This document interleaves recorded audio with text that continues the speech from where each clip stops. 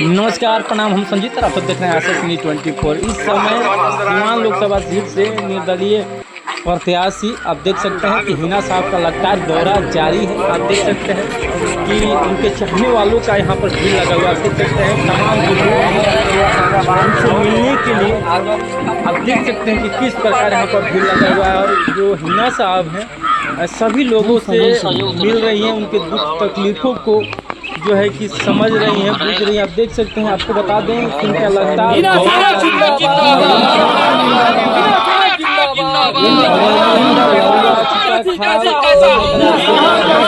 होते हुए मेरिट आए। चलिए मैं ही कह देती हूँ कि आप लोग के मन में भरोसा होना चाहिए कि मैं आप लोगों के लिए सेवा में घर से निकली हूँ तो तत्पर मैं सेवा भाव में रहूँगी। आप लोग की कमी नहीं होगी, आप लोगों को शिकायत नहीं मिलेगा। अपने इस बहन से आप लोग विश्वास कर सकते हैं। बाबू लोग बच्चे हैं, वो लोग भी अपने मेरे पे विश्वास कर सकते हैं और विश्वास के साथ आप लोग आगे बढ़िएगा तो हम हमेशा आप लोग का सहयोग में है।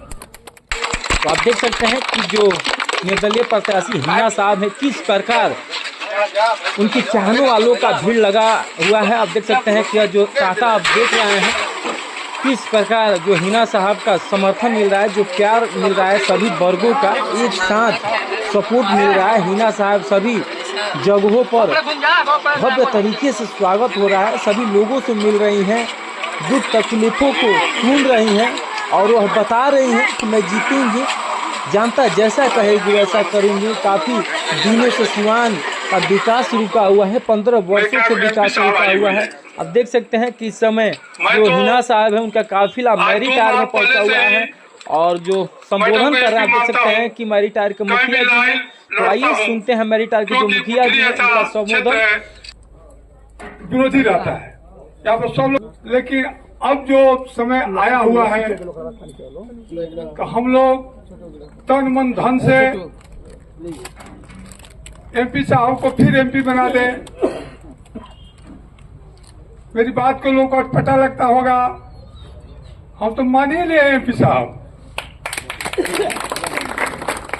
इसलिए अभी हरिश्चंद्र जी एक वाक्य हमको याद दिलाए।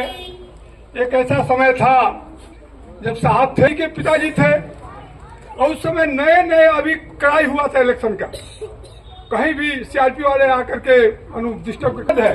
यहाँ पर हमारे प्रमुख अवधेश जी, हरिचंद जी, हमें मेरे दोस्त स्वर्गीय अफजल जी, इन लोगों ने वोट मारा था, याद है ना। ये लोग भी हम कहे कहाँ वोट पड़ेगा, हम आप लोगों के बूथ पर यहाँ पर वोट मारे थे। तो वाक्य बीत गया। अब हम लोग को नया एमपी मिली हुई है। कुछ समय कुछ मिस्टेक हुआ था। अफजल जी मुखिया भी मेरे साथ एक बार रहे, उनसे मैंने पिछले इलेक्शन, इस इलेक्शन में जो जीता नहीं उसके पिछले इलेक्शन में मैंने कहा था अफजल जी से कि अफजल जी थोड़ा सा आप लोग समझ जाइएगा तो फिर जो है हिना साहब एमपी बन जाएगी। मैंने आज 10 वर्ष पहले कल्पना किया था, जो आज खुद हमारे एमपी साहब ने चरितार्थ किया उस बात को। जो मैंने कल्पना किया था, जो सोचा था कि आप एक वर्ग को छोड़ दीजिएगा तो निश्चित आपको ये मिलेगी, तो रोक नहीं सकता आपको, क्योंकि आज वही रूप स्पष्ट नहीं कहा सकता। इन्होंने अपने आप उस चीज को अपनाया।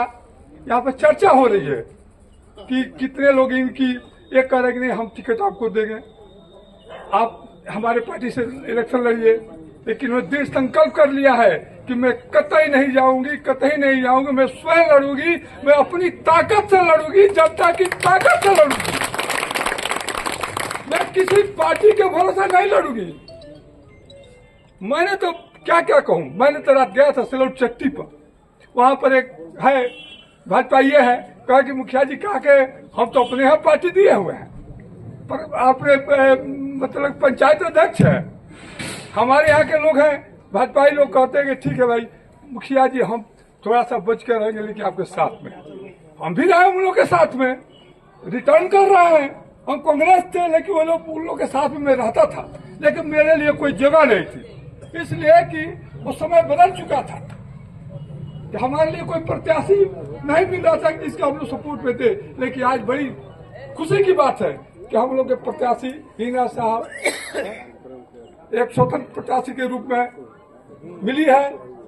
मैंने रमेश जी से कहा था आज 1 महीना पहले कि रमेश जी क्या कर रहे हैं आप लोग क्या कर रहे हैं, आप एकदम सतर्क हो जाइए और हम लोग एकजुट होकर के इस पर ऐसा वोट दिलाया जाए कि फिर हम तो एक कल्पना किए हुए मेरी MP साहब, मेरी गणना जो है पंचायत स्तर पर ऐसी होती है कि 2 MP में भी मैंने गणना कर दिया था अगर कविता जीते वोट से जीतेगी।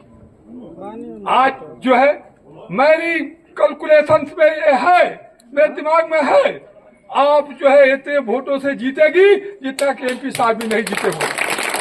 मेरे तो नजर में दिखाई दे रहा है कि 2 लाख वोट पाने वाला कोई प्रत्याशी नहीं है।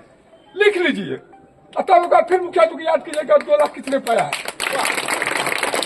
2 लाख वोट पाने वाला कोई प्रत्याशी नहीं है। मेरे कैलकुलेशन में है चीज, पूछ ले मेरे पंचायत में, मैं जिस पर प्रत्याशी को क्या वोट पाएगा तब पाता है। इतना वोट से मैं जीतू ना, इतने वोट से मैं हारूं, मेरे पास गणना है। तो मेरी भी गणना है कि 2 लाख वोट पाने वाला कोई प्रत्याशी नहीं है।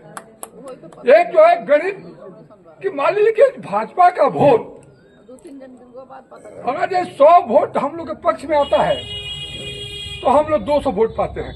अगर यदि राजद का वोट साहब के पास में आता, अगर यदि 100 वोट तो बुझिएगा 100 वोट 50 वोट में रहे। इससे कि वोट जीतने वाला है ना, जीता रहा। जब भाजपा का वोट कटेगा और फिर इसमें बढ़ेगा तो डबल मार्जिन करेगा। तो हम लोग डबल वोट से जीत रहे हैं। आज हम निश्चित है कि 2 लाख वोट पाने वाला कोई प्रत्याशी नहीं है। ये बात कह दी है कि मुखिया जी कहे थे और सत्य होगा तो फिर एक बार आइएगा, हम लोग आपका स्वागत करेंगे। मेरा एक काम ऐसा है, यहाँ के सक्रिय फूल मोहम्मद जी हैं। फूल मोहम्मद जी पूरे हिंदुस्तान में एक ऐसा गांव है, एक ऐसा वार्ड है जिसमें वार्ड नंबर 9 है मेरा वार्ड। इस वार्ड में एक भी मुस्लिम नहीं है। हमारे वार्ड में मुस्लिम वार्ड था, फूल मोहम्मद जी जीते हुए हैं। इस वार्ड में एक भी मुस्लिम नहीं है। यहाँ पर पंच का पद जो मुस्लिम हमारे इस वार्ड में जीता हुआ है। एक भी मुस्लिम का परिवार नहीं है, एक भी वोट नहीं है, परिवार से एक भी वोट नहीं है। तो हम लोग जुड़े हुए हैं हिना साहब के लिए। हम लोग तन मन धन से जुड़े हुए, अब पहले भी जुड़े थे, आज भी जुड़े हैं, भविष्य में अब